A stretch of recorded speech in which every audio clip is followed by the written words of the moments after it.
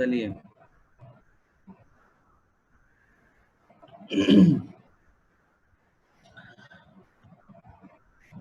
तो ये सिलसिला कब तक चलता रहेगा? हम कब तक ऐसा करते रहेंगे? भाई जिसको आना है वो आ जाए जल्दी से।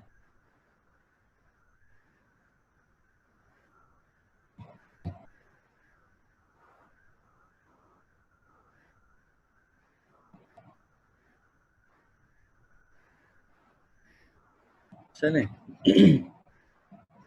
कहाँ थे हम? हाँ, हम बातें कर रहे हैं कि मुसलमानों की जो हुकूमत है उसको दारुल इस्लाम कहा जाता है। तो उस दारुल इस्लाम में जो भी काफिर रहेगा उसके कुछ हुकूक होंगे और कुछ उसकी जिम्मेदारियां होंगी। अब याद रखिएगा कि दारुल इस्लाम में जो काफिर रहते हैं वो 3 तरह के होते हैं।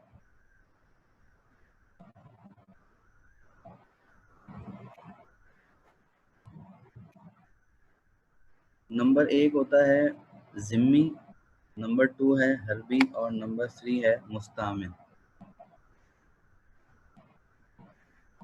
ये आपके सामने देखें लिखा हुआ है ज़िम्मी, हरबी, मुस्तामिन। अब ये तीनों क्या हैं इनको ज़रा गौर से समझ लीजिएगा, इनका समझना बहुत ज़रूरी है।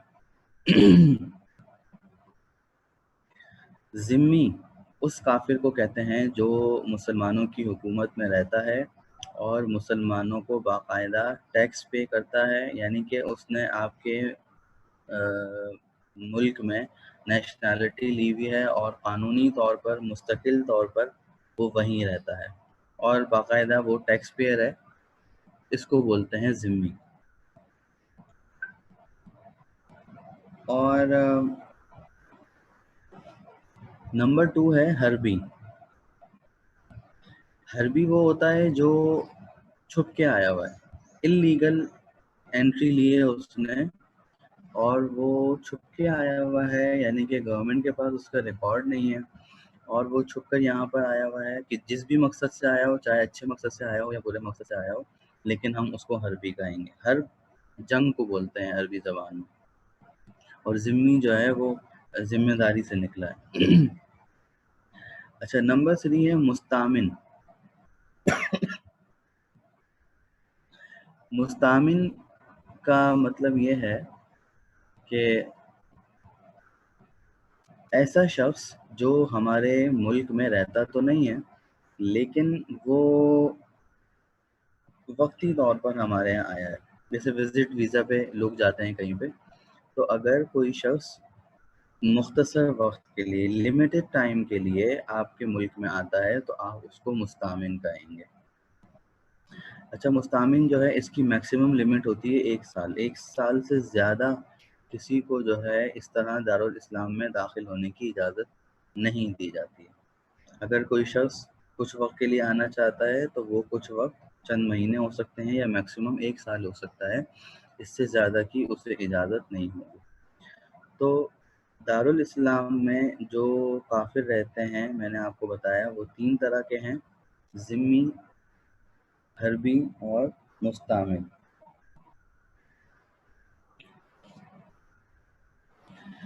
इन तीनों की तारीफ आई थिंक आपकी समझ में आ गई। जल्दी से मैं रिपीट कर देता हूँ। ज़िम्मी उसको बोलते हैं जो आपका बाकायदा शहरी है, आपको टैक्स पे करता है, आपके मुल्क में रहता है।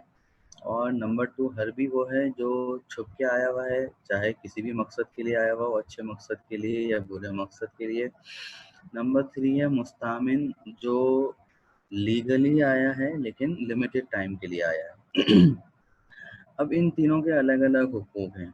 दरमियान वाला जो हरबी है उसकी तो कोई जिम्मेदारी हमारे ऊपर नहीं है, क्योंकि वो हमारी जिम्मेदारी पर नहीं आया। ना उसकी जान के हम जिम्मेदार हैं, ना उसके माल के हम जिम्मेदार हैं, ना ही किसी किस्म का कोई हक हमने उसको देना है। अलबत्ता मुस्तामिन जो है, जितने टाइम के लिए हमने उसे इजाज़त दी है उस टाइम तक उसकी तमाम तर जिम्मेदारियां हमारे ऊपर हैं। और उसके बाद जब उसका टाइम पूरा हो जाएगा तो फिर उसके बाद हमारे ऊपर उसकी ज़िम्मेदारी नहीं, यानी अगर किसी ने उसके टाइम पूरा होने के बाद उसको मार दिया तो हमारी जो स्टेट है वो ज़िम्मेदार नहीं होगी उसके खून की। हमने जो हुकूक पढ़ने हैं असल में वो है ज़िम्मी के हुकूक। وہ شخص جو باقاعدہ ٹیکس دیتا ہے اور ٹیکس پے کر کے ہمارے یہاں رہتا ہے، تو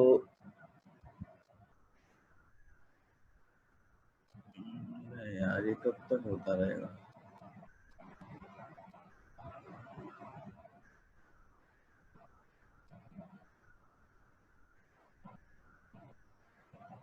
ماشاء اللہ سے سو کے آ رہے ہیں لوگ. ہم 8 بجے سے بیٹھے ہوئے پریشانی میں کہیں آنکھ نہ لگ جائے اور کلاس مس نہ ہو جائے. بہرحال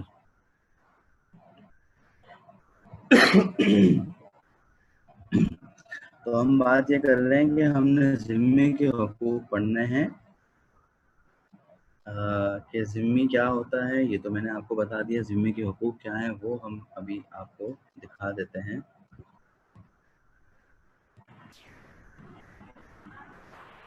دیکھیں یہ جو ذمی ہے یہ جب آپ کے ملک میں رہتا ہے تو پھر یہ بالکل اسی طرح رہتا ہے جیسا کہ ایک مسلمان ہے. یعنی کہ جس طرح مسلمان کی جان عزیز ہے اور محترم ہے، اسی طرح سے اس ذمی کی جان بھی محترم ہے. اور جس طرح اس کا مال مسلمان کا محترم ہے، اسی طرح ذمی کا مال بھی محترم ہے. تو بہت آسان سی بات یہ ہے کہ جو انسانی حقوق آپ اپنے لیے کنسیڈر کرتے ہیں وہی اس کے لیے بھی سامنے رکھیں تو آپ کی سمجھ میں آ جائے گی بات. سب سے پہلی جو چیز ہے وہ ہے جان کا تحفظ. یعنی کہ اس کی جان محفوظ ہے. اگر کسی مسلمان نے اس کو قتل کر دیا تو اس مسلمان کو اس قتل کی سزا دی جائے گی اور اس کو جواباً قتل کیا جائے گا. پہلی بات. دوسری بات مال کا تحفظ. یعنی کہ جس طرح ایک مسلمان کے مال کی حفاظت کی جاتی ہے دارالاسلام میں، اسی طرح ذمی کے مال کی حفاظت بھی کی جائے گی. نمبر 3 ہے عزت اور آبرو کی حفاظت. جس طرح سے مسلمان کی عزت اور آبرو پہ آنچ نہیں آنے دیتے، اسی طرح ذمی کی عزت اور آبرو پر بھی آنچ نہیں آنے دی جائے گی.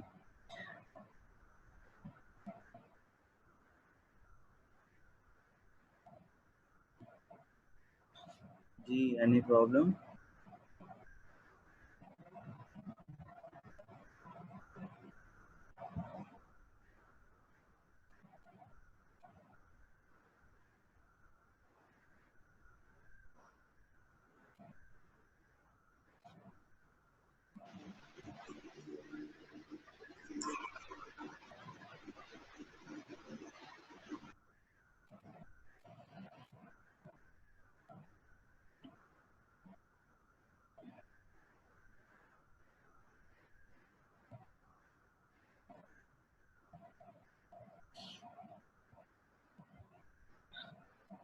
یہ 1 2 3 4 5 6 7 8 چیزیں، ان کو ذرا آپ نوٹ کریں اپنے پاس جلدی سے، پھر ہم اس پہ بات کرتے ہیں.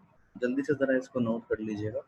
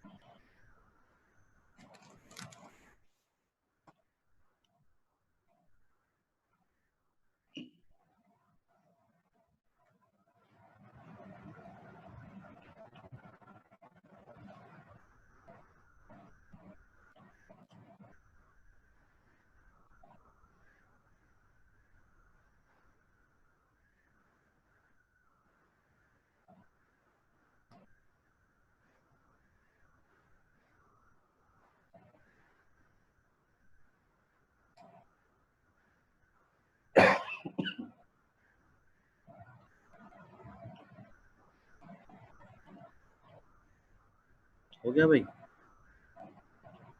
देखें, जान का तहफ़्फ़ुज़ आसान है, माल का तहफ़्फ़ुज़ आसान है, इज़्ज़त व आबरू का तहफ़्फ़ुज़ भी आसान है। कानूनी तहफ़्फ़ुज़ का मतलब ये है कि अगर ज़िम्मी शख़्स किसी के ऊपर केस करता है तो उसके केस को वही इम्पोर्टेंस दी जाएगी जो कि किसी मुसलमान के केस को दी जाती है। ऐसा नहीं होगा कि आप उसे नेग्लेक्ट करें या उसे जो है वो पीछे धकेलें, ऐसा कुछ नहीं होगा।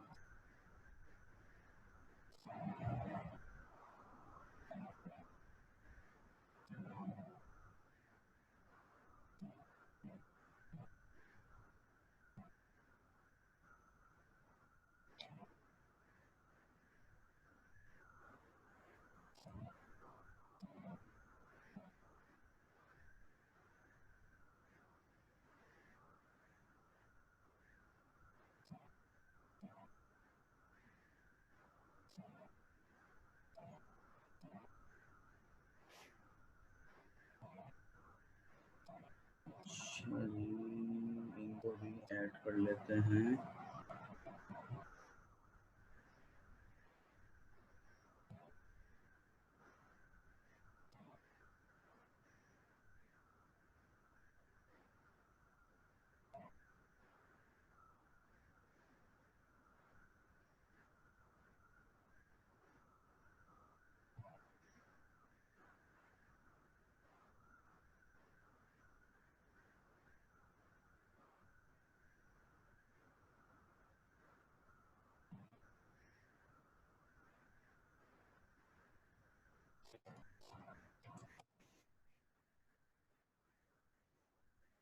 क्या हुआ सर?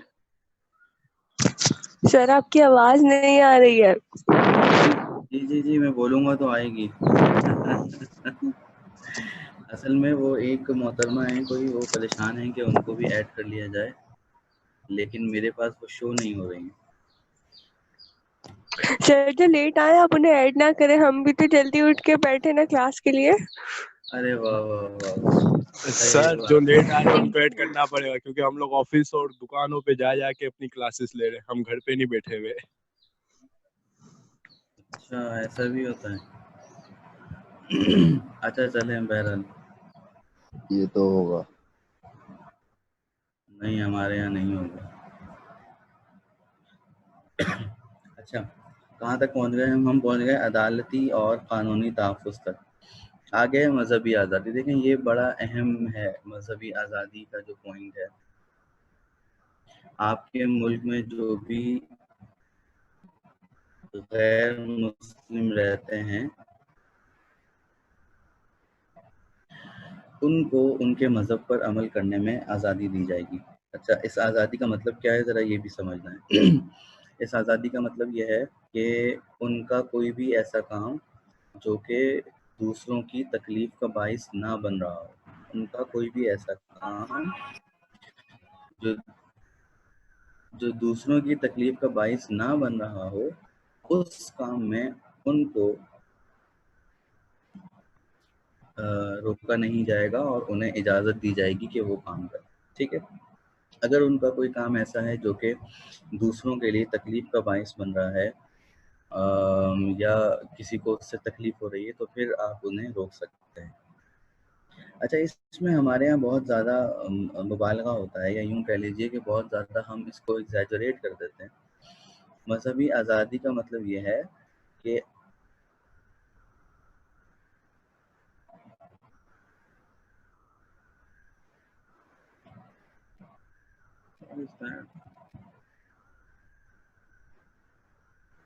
कौन है बार-बार मैसेज?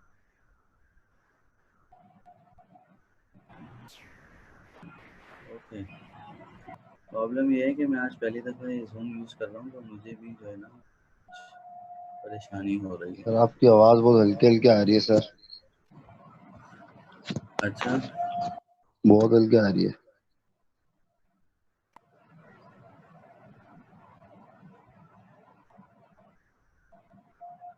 अब ठीक आ रही है? ना आप सही है। اچھا یہ دیکھیں مذہبی آزادی کی ہم بات کر رہے ہیں. میں یہ کہہ رہا تھا کہ مذہبی آزادی میں ہمارے ہاں بہت زیادہ معاملے کو بڑھا دیا جاتا ہے، اور اتنا بڑھا دیا جاتا ہے کہ ہم خود ان دوسروں کی مذہبی رسومات میں شریک ہونا شروع ہو جاتے ہیں. دیکھیں مذہبی رواداری یا مذہبی آزادی کا مطلب یہ ہے کہ اس شخص کو آپ اس کے مذہب پر عمل کرنے سے نہ روکیں، لیکن یہ مطلب نہیں ہے کہ آپ خود اس کی رسومات کا حصہ بننے لگ جائیں، یا آپ اس کو اس کی جو رسومات ہیں، اس کے جو تہوار ہیں، جو فیسٹیولز ہیں، ان کی مبارکباد دینا شروع کر دیں یا ان کے ساتھ شریک ہونا شروع ہو جائیں. مذہبی آزادی کا مطلب یہ کہ آپ نے اس کو روکنا نہیں، یا اس کی جو عبادت گاہ ہے اس کو نقصان نہیں پہنچانا. مثال کے طور پر پاکستان میں اگر کوئی مندر بنا ہوا ہے، کوئی چرچ بنا ہوا ہے، تو کوئی بھی مسلمان اس مندر یا چرچ کو نقصان نہیں پہنچا سکتا. اگر اس نے نقصان پہنچایا تو وہ قانونی طور پر مجرم ہے اور اس کو اس کی سزا ضرور ملے گی. ٹھیک ہے جی، یہ ہو گیا مذہبی آزادی. اس کے بعد ہے منصب و ملازمت. آسان سی بات ہے کہ جس طرح آپ اپنے ملک میں مسلمانوں کو جابز آفر کرتے ہیں، انہیں ڈفرینٹ اپرچونیٹیز دیتے ہیں، ایسے ہی جو ذمی ہے اس کو بھی برابر کا موقع دیا جائے گا. محتاج کی مدد کا مطلب یہ ہے کہ اگر کوئی نان مسلم آپ کے یہاں رہتا ہے اور وہ مدد کا محتاج ہے تو اسے آپ بالکل چیریٹی کے ذریعے سے اس کی مدد کر سکتے ہیں. ظاہر ہے کہ زکوٰۃ صدقات تو اسے نہیں دیے جا سکتے، کیونکہ زکوٰۃ جو ہے وہ مسلمان کو دی جاتی ہے.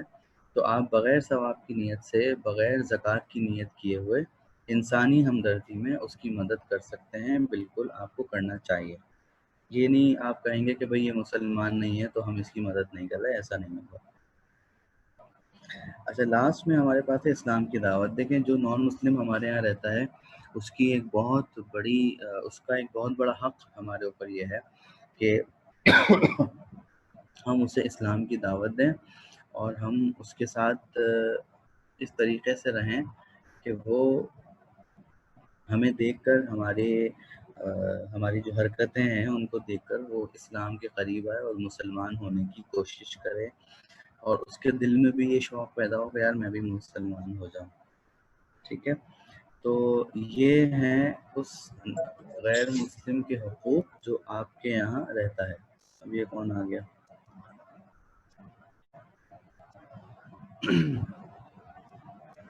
ٹھیک ہے جی، تو یہ کتنے ہو گئے؟ 1 2 3 4 5 6 7 8 حقوق ہو گئے ہیں. ان میں کوئی پرابلم تو نہیں ہے؟ آسان سی بات ہے، اس میں کیا پرابلم ہوگی؟ یہ ایک بار دیکھیے سر جان کے تحفظ سے لے کے اسلامی عدالتی اور قانونی تک کا ایک بار بتاتے ہیں واپسی. عدالتی اور قانونی تحفظ کا مطلب یہ ہے کہ بھائی جس طرح ایک مسلم کا کیس جاتا ہے عدالت میں نا، تو اس کیس کو جیسے امپورٹنس دی جاتی ہے، تمام کارروائی کی جاتی ہے، گواہوں کو طلب کیا جاتا ہے وغیرہ وغیرہ، یعنی ایک اہمیت دی جاتی ہے. تو اسی طرح اگر وہ ذمی یا وہ نان مسلم کسی کے اوپر کیس کر رہا ہے تو آپ اس کے کیس کو بھی وہی امپورٹنس دیں گے، اور اس کو اسی طریقے سے آپ قانون دیں گے جیسے کہ آپ ایک مسلمان کو قانون دیتے ہیں. مثال کے طور پر ایک فرضی مثال فرض کر لیں کہ جیسے ایک ذمی ہے جو نان مسلم ہے، آپ کے یہاں رہتا ہے لیکن وہ ٹیکس پے کرتا ہے باقاعدہ، اس کو کوئی دھمکیاں دے رہا ہے، کوئی تھریٹن کر رہا ہے، اور وہ جو ہے کیس کر دیتا ہے عدالت میں کہ بھئی مجھے سیکیورٹی چاہیے اور مجھے وہ شخص جو ہے وہ دھمکیاں دے رہا ہے. تو عدالت یہ سوچ کر اس کی بات کو نظر انداز نہیں کرے گی کہ بھئی وہ تو مسلمان نہیں ہے، ہمیں کیا. ایسا نہیں ہوگا، بلکہ اس کی جان مال کی عزت کی، تمام چیزوں کی حفاظت کی ذمہ داری جب ہمارے اوپر ہے تو پھر ہمیں اس کے تمام ایشوز کو سامنے رکھنا پڑے گا، اور اس کے تمام ایشوز کو وہی اہمیت دینی پڑے گی جو کہ ہم مسلمانوں کے حقوق یا مسلمانوں کے ایشوز کو دیتے ہیں. ٹھیک ہے بھائی، یہ آ گیا ہے ان کے فرائض. جو ذمی ہمارے یہاں رہتا ہے اس کے فرائض کیا ہیں؟ سب سے پہلی چیز جو اس کی ذمہ داری وہ ہے جزیہ کی ادائیگی. جزیہ کا مطلب ہوتا ہے ٹیکس. لیکن ایک عجیب سی بات یہ ہے کہ ٹیکس دینا مسلمان کی ذمہ داری نہیں ہے، ٹیکس دینا کافر کی ذمہ داری ہے. اگر کوئی نان مسلم آپ کی اسلامی ریاست میں رہتا ہے تو وہ اس رہنے کے بدلے یا اس سیکیورٹی کے بدلے جو حکومت اسے پرووائڈ کر رہی ہے اس کے بدلے وہ حکومت کو ٹیکس پے کرتا ہے. مسلمان کی ذمہ داری نہیں ہے ٹیکس دینا. مسلمان تو زکوٰۃ دیتا ہے. اگر صاحب نصاب ہوگا، صاحب استطاعت ہوگا تو زکوٰۃ دے گا، نہیں ہوگا تو زکوٰۃ بھی نہیں دے گا. یہ ٹیکس دینا مسلمان کی ذمہ داری نہیں ہوتی. آپ جو عمران خان صاحب کو ٹیکس دیتے ہیں وہ شریعت کے مطابق نہیں ہے. بہرحال خیر آپ کا تو ملک بھی مسلمان حکومت نہیں کہلائے گا. تو نان مسلم جو ہے اس کی سب سے پہلی ذمہ داری ہے کہ وہ ٹیکس پے کرے. ٹیکس میں چوری کرے گا تو پھر اسے وارن کیا جائے گا، اور وارن کرنے کے بعد اس کی ذمہ داری بھی ختم ہم کر سکتے ہیں. مطلب ہم اس سے ہاتھ اٹھا سکتے ہیں کہ بھائی تم ٹیکس پے نہیں کر رہے، آج کے بعد تمہارے ساتھ کچھ برا ہوا تو ہم ذمہ دار نہیں ہوں گے. نمبر 2، اسلامی قوانین کی پابندی. اسلامی قوانین کی پابندی کا مطلب یہ نہیں ہے کہ وہ جو ہے نماز پڑھے گا، روزہ رکھے گا. اسلامی قوانین کی پابندی یہ ہے کہ جو دوسرے لوگوں کے ساتھ جو حقوق العباد ہیں، حقوق العباد میں اسے مسلمانوں کے قوانین کی پابندی کرنی پڑے گی. اور ساتھ میں اس میں ایک لفظ اور بھی ہم بڑھا سکتے ہیں کہ ریاست کے قوانین کی پابندی. جو گورنمنٹ نے قوانین بنائے ہوئے ہیں ان کی پابندی کرنا بھی اس کے اوپر لازم ہوگا. نمبر 3 ہے مسلمانوں کے احساسات کا احترام. اس کا مطلب یہ ہے کہ وہ کوئی بھی ایسا کام نہیں کرے گا جس سے مسلمانوں کے جذبات مجروح ہوں. مثال کے طور پر وہ مسلمانوں کی جو مذہبی جو شعائر ہیں، جو ان کی عقیدت مندانہ چیزیں ہیں، ان کی بے حرمتی نہیں کرے گا. پتہ چلا کہ آپ نے ایک کافر کو رہنے کے لیے جگہ دی ہوئی ہے اور وہ جو ہے کھڑے ہو کر بیچ روڈ میں کھڑے ہو کر آپ کے نبی کو یا آپ کے خدا کو برا بھلا کہے اور ایسی باتیں کرے جس سے مسلمانوں کے جذبات مجروح ہو رہے ہیں. اگر وہ ایسا کرے گا تو پھر ہم اس کو نکال کے بھگا دیں گے، بولیں بھائی آپ یہاں سے چلے جائیے.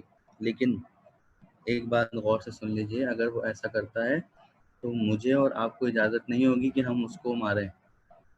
یہ بھی بڑا مسئلہ ہے. ہم غیرت کے نام پہ آ کر جو ہے آپ اسے قتل کر دیں، اس کی اجازت نہیں ہوگی. آپ یہ ریاست کا کام ہے، اتھارٹیز کا کام ہے کہ وہ اس کو باہر نکالیں یا ملک بدر کر دیں یا جو بھی اس کے ساتھ معاملہ کریں، قید کر لیں. لیکن عام آدمی اس کو مار نہیں سکتا. یہ نہ ہو کہ بھائی میں نے اسے قتل کر دیا، جب مجھ سے پوچھا گیا تو میں نے کہا بھائی وہ تو گستاخ رسول تھا، میرے سامنے میرے نبی کی گستاخی کر رہا تھا، میرے جذبات بھڑک اٹھے تو میں نے قتل کر دیا. تو ایسا نہیں ہوگا جناب، اتنی اندھی نہیں لگی ہوئی. اگر میں نے ایسا کیا تو پھر مجھے سزا بھگتنی پڑے گی. ٹھیک ہے، تو اس کی ذمہ داری ہے کہ وہ مسلمانوں کے احساسات کا احترام کرے. نمبر 4 ہے لباس کی تخصیص. یعنی کہ اس کو لباس کی تخصیص کا مطلب یہ نہیں کہ اس کا ایک ہم خاص یونیفارم بنا دیں گے. لباس کی تخصیص کا مطلب یہ ہے کہ اس کو مسلمانوں کا خاص جو لباس ہے وہ پہننے کی اجازت نہیں دی جائے گی. اب مسلمانوں کا لباس کیا ہے؟ تو اس وقت آپ صلی اللہ علیہ وسلم کے دور میں جو لباس پہنا جاتا تھا وہ قمیص شلوار تو نہیں تھا، لیکن قریب کرتا اور قمیص شلوار کے مشابہ تھا. تو اسلامی لباس کا مطلب یہ نہیں ہے کہ جو آپ صلی اللہ علیہ وسلم کا لباس ہے. اسلامی لباس کا مطلب یہ ہے کہ جو عام طور پر نارملی جو مسلمان پہنتے ہیں، جیسے آج کل کی ہم بات کریں تو مسلمان عام طور پر شلوار قمیص پہنتے ہیں، جبہ پہنتے ہیں، تو اس کو ہم اسلامی لباس کہیں گے. تو اس شخص کو پابند کیا جائے گا کہ آپ کو جو بھی پہننا ہے آپ پہنیے، لیکن مسلمانوں کا لباس پہننے کی آپ کو اجازت نہیں ہوگی. لیکن یہ بہت کیا لفظ استعمال کریں، شرم کی بات کہیں یا جو بھی ہم اسے کہیں، کہ اس وقت کے کافروں کو مسلمانوں کا لباس نہیں پہننے دیا جاتا تھا. وہ اس لیے کہ مسلمان میں اور کافر میں فرق ہو. حتیٰ کہ جو نان مسلم لڑکی ہوتی تھی اس کے سر پہ دوپٹہ نہیں رکھنے دیا جاتا تھا. آپ نے وہ مشہور واقعہ سنا ہوگا حضرت عمر رضی اللہ تعالیٰ عنہ کا. انہوں نے ایک باندی کو جو نان مسلم تھی اس کو دیکھا کہ وہ دوپٹہ پہنے میں جا رہی تھی. آپ نے اس کو بلایا اور اس کا دوپٹہ سر سے اتار دیا اور کہا کہ یہ ہماری عورتوں کی عزت ہے کہ ہماری عورتوں کی ایک شان ہے، تمہیں اس کو سر پہ اوڑھنے کی اجازت نہیں ہے۔ تو آج کل ظاہر ہے کہ ایسا نہیں ہو سکتا، کیونکہ جو مسلمان ہیں وہ خود ہی اپنا مسلمانوں والا لباس نہیں پہنتے ہیں، تو تخصیص ایک جو ہے وہ امتیاز ہو ہی نہیں سکتا ہے۔ لیکن پھر بھی اگر دارالاسلام ہو، اسلامی حکومت قائم ہو، تو ہم یہاں پر رہنے والے ہر کافر کو اس بات کا پابند بنائیں گے کہ اس کو جو لباس اختیار کرنا ہے وہ کرے، اجازت ہے، لیکن مسلمانوں کا جو لباس ہے وہ خاص طور پر وہ نہیں پہنے گا، تاکہ شائبہ نہ ہو، تاکہ جو ہے وہ مکس اپ نہ ہو۔ اور اس میں تھوڑی سی سیکیورٹی بھی ہے ہمارے لیے، وہ یہ ہے کہ اگر وہ غلط ارادے سے یہاں آیا ہوا ہے تو ہم اسے پکڑ لیں گے، کیونکہ ایسی بھی بہت سی مثالیں ہم نے دیکھی ہیں کہ جو نان مسلمانوں کی ریاست میں آتا ہے، اسلام کو بہت گہرائی میں جا کے سیکھ لیتا ہے، اور پھر وہ اسلامی مذہبی رہنما بن کے بیٹھ جاتا ہے، ٹھیک ہے نا، مسجد کے امام بن جاتے ہیں اور مسلمان نہیں ہوتے۔ تو جب آپ اس کو شروع سے ہی مسلمانوں کا لباس تک پہننے نہیں دیں گے تو وہ پھر اس طرح کی حرکتیں نہیں کر سکے گا، ٹھیک ہے جی۔ آخر میں آپ دیکھیے لکھا ہوا ہے اپنے مذہب کی تبلیغ۔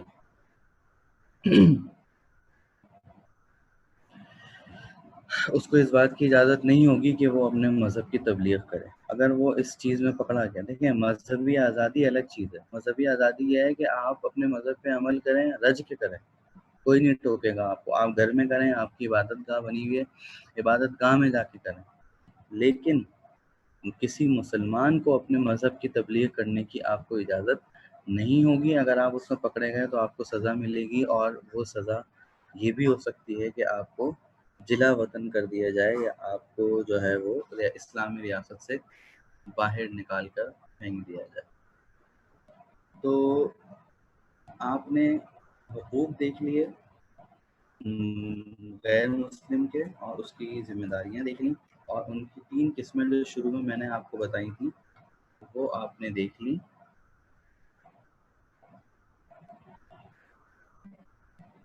تو ہم نے جو ہے آج یہی کچھ پڑھنا تھا۔ سب سے پہلے ہم نے کیا پڑھا، میں ذرا جلدی سے اس کا ریویو دے دوں، آپ کو کنکلوڈ کر دوں جلدی سے۔ سب سے پہلے ہم نے یہ پڑھا کہ سورۃ الممتحنہ کی آیت نمبر 8 اور آیت نمبر 9 کے تناظر میں غیر مسلموں کے ساتھ تعلقات کیسے رکھے جائیں۔ میں نے آپ کو آیتیں بھی دکھائی تھی دونوں، جن کا مفہوم اور خلاصہ یہ تھا کہ وہ کافر جنہوں نے مسلمانوں کو اور اسلام کو نقصان نہیں پہنچایا، آپ ان کے ساتھ اچھا سلوک کر سکتے ہیں، ان کے ساتھ تعلقات قائم کر سکتے ہیں۔ اور وہ کافر جو مسلمانوں کو نقصان پہنچا رہے ہیں یا اسلام کو نقصان پہنچا رہے ہیں، تو پھر ان کے ساتھ کسی بھی قسم کا تعلق رکھنے کی آپ کو اجازت نہیں ہوگی، ٹھیک ہے۔ اس میں بات واضح سے سمجھ میں آ رہی ہے کہ اگر میرے پڑوس میں کوئی نان مسلم رہتا ہے تو میں اس سے دوستی کر سکتا ہوں، میں اس کے ساتھ تعلقات قائم کر سکتا ہوں لمٹ میں رہ کر۔ یعنی لمٹ میں رہنے کا مطلب یہ ہے کہ میں اس کے گھر کا کھانا نہیں کھاؤں گا، اس کے گھر کے جو برتن ہیں ان میں کھانا نہیں کھاؤں گا، کیونکہ مجھے پتہ نہیں کہ وہ پاک ہیں یا ناپاک ہیں، جو کھانا بن رہا ہے وہ حلال ہے یا حرام ہے، تو مجھے شائبہ ہے، تو ان احتیاطوں کے ساتھ میں اس سے تعلقات قائم کر سکتا ہوں۔ پھر ہم نے آپ کو بتایا کہ 3 طرح کا کافر ہوتا ہے جو کہ آپ کے دارالاسلام میں رہتا ہے۔ نمبر 1 ذمی، نمبر 2 حربی، اور نمبر 3 مستعمر۔ حربی وہ ہوتا ہے جو چھپ کے آیا ہوا ہے اور کسی قسم کا کوئی ٹیکس پے نہیں کر رہا، اللیگل ہے، تو پھر اس کے ساتھ ہم کسی قسم کی رواداری نہیں برتتے ہیں۔ اس کی جان، اس کا مال، اس کی عزت آبرو، کسی بھی قسم کی کوئی بھی چیز ہماری ذمہ داری نہیں ہے۔ اس کو کسی نے قتل کر دیا، اس کا مال ضائع کر دیا، ریاست ذمہ دار نہیں ہوگی۔ نمبر 2 ہے مستعمن، جو کہ وقتی طور پر آتا ہے، اور وقتی طور پر آنے کا مطلب یہ ہے کہ جتنی دیر کے لیے اجازت لے کے وہ آیا ہوا ہے اتنی دیر تک اس کی جان مال کی حفاظت کرنا ہماری ذمہ داری ہوگی، اور اس کے بعد ہماری ذمہ داری نہیں ہوگی، ٹھیک ہے۔ اور تیسرا جو ہے وہ ذمی ہے، اس کے بارے میں تفصیلات میں نے آپ کو بتا دی کہ اس کے کیا حقوق ہیں اور اس کے کیا فرائض ہیں۔ تو I think I am clear. آپ کے پاس کوئی سوال ہے تو جلدی سے پوچھ لیں.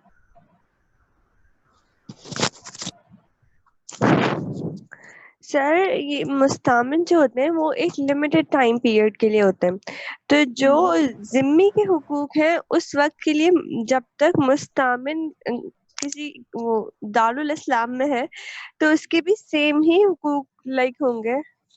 بالکل بالکل ایسے ہی ہوگا کہ جتنے ٹائم کے لیے اس نے اجازت لی ہے تو اس کو وہی حقوق دیے جائیں گے جو کہ ذمی کو دیے جاتے ہیں. اور سر دارالاسلام سمپل کوئی بھی اسلامک اسٹیٹ یا کوئی بھی اسلامک کنٹری کو کہا جا سکتا ہے. دارالاسلام اس سے کہا جائے گا جہاں پر اسلامی حکومت قائم ہو، اسلام کی رٹ چلتی ہو، جو کہ آج کے دور میں دنیا میں کہیں پہ بھی نہیں ہے. صحیح سر، تھینک یو. سر جی سر وہ جس ملک سے آ رہا ہے اس نے وہاں سے ویزا وزٹ لگوایا تھا، تو سر وہ اس کو یہاں پر آ کے دوبارہ ٹیکس دینا پڑے گا؟ کیونکہ جہاں سے اس نے ویزا لگوایا تھا تو وہاں کی جو رہائش ہے وہ بھی تو ٹیکس پے کرے گی نا اسے. وہاں کے جو معاملات ہیں اس کے تو ذمہ دار ہم نہیں ہیں نا. تو سر ہم وہاں تو کی جو وہاں سے جو ٹیکس مطلب جو انہوں نے ویزا لگوایا تو اس کے تھوڑا بہت اکارڈنگ جو پیسے اس طرف مطلب ہماری ریاست میں آتے ہیں تو اس کے بعد بھی اسے ٹیکس پے کرنا ہے.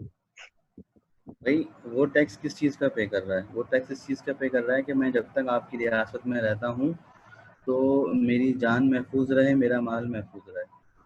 تو جتنی دیر وہ یہاں رہے گا ہم اسے یہ ساری سیکیورٹیز پرووائڈ کریں گے نا، تو اس کے بدلے وہ ٹیکس دے رہا ہے. اب وہ وہاں پر کیا دے کے آیا ہے کیا نہیں دے کے آیا یہ وہ جانے، اس کا کام ہے. اوکے.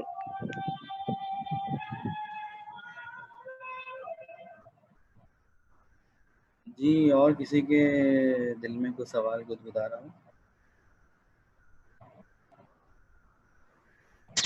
سر آواز بہت ہلکی آ رہی ہے سر، سمجھ نہیں آ رہا. ارے یار باقی سب کو تو سمجھ آ رہا ہے، تمہیں کیوں سمجھ نہیں آ رہا؟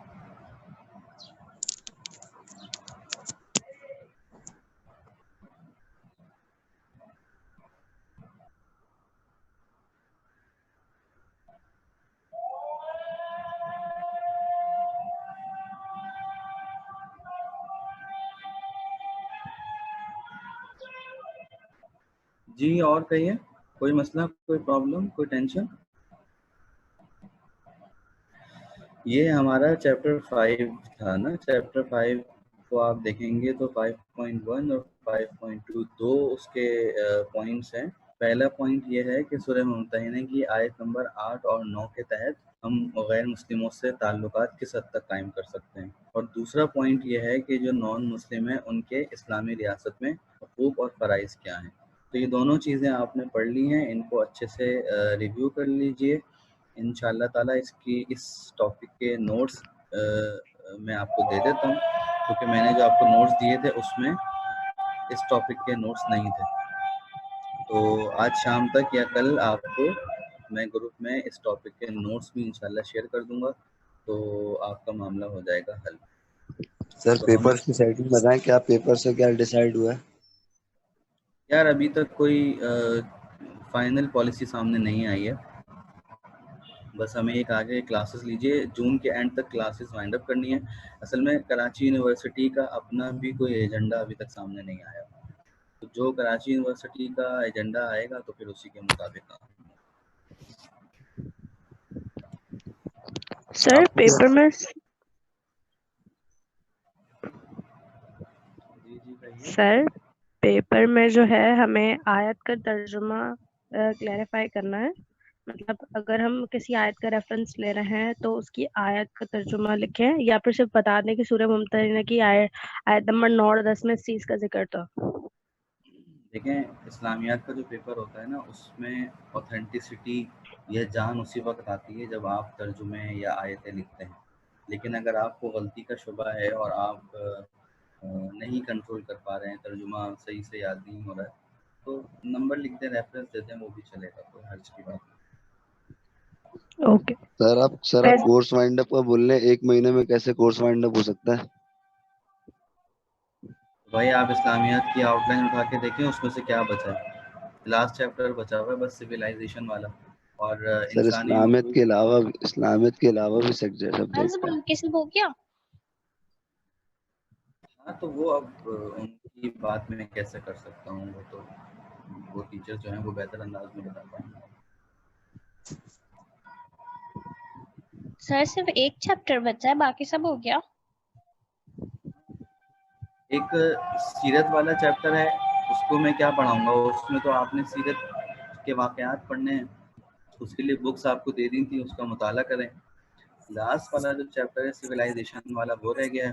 اس کے علاوہ جو ہیومن رائٹس والا ٹاپک تھا وہ آپ کو دیا تھا پریزنٹیشن کے لیے، اس کو ہم دیکھ لیں گے. بہت سے سمجھ لیجیے کہ 2 ٹاپک رہتے ہیں بس، اور کیا رہتا ہے. سر وہ پریزنٹیشن کے مارکس تو بتا دیں. وہ پریزنٹیشن کے مارکس لکھے ہوئے ہیں، وہ آپ کے رزلٹ میں انشاءاللہ کاؤنٹ کروں گا. میں نے پوری سر شیٹ بنائی بھائی. سر جو نہیں دے پائے ان کا بھی کچھ بتا دیں، ان کا کو قصور زیرو بھی نہیں ملے تھا، ان کا بھی زیرو کوئی ملے قصور نہیں تھا. سر لاک ڈاؤن ہم نے نہیں کرایا تھا. تو ان کی کوئی سیٹنگ بنائیں گے، ان سے پھر کہیں گے کہ بھائی آن لائن پریزنٹیشن دیں ہمیں. سر زوم اسکرین شیئرنگ پہ پریزنٹیشن لے لیجیے گا. ایسا کر لیں. لیکن مارکس ملنے چاہیے بس. ملیں گے انشاءاللہ انشاءاللہ ملیں گے. ٹھیک ہے بھائی، تو آج کے لیے اتنا ہی. خوش رہیے اوپر اپنے نیچے کر خرچے کے پہ. ذرا پاس کر دینا بس، اور کیا. اوپر نیچے سر مطلب مطلب جب اسائنمنٹ نہیں دیے تو ذرا پاس کر دینا بس. اچھا میں سمجھا خوش ہو اوپر نیچے کا سر پتہ نہیں کیا مطلب ہے کہ اوپر سر دے رہے ہیں پھر نیچے کا. ایسے جی سر جی جو سر جو آپ نے جو وہ اپنا ویڈیو لیکچر بھیجا تھا سر، وہ ایک دفعہ کلیئر کرا دے گا ذرا. اس کو آپ تسلی سے سکون کے ساتھ بیٹھ کے سنیں، اس میں سب کچھ کلیئر ہے. اور اگر اس کو سننے کے بعد کوئی چیز سمجھ میں نہ آ رہی ہو، کوئی سوال ذہن میں آ رہا ہو، تو آپ بالکل سوال پوچھ لیں.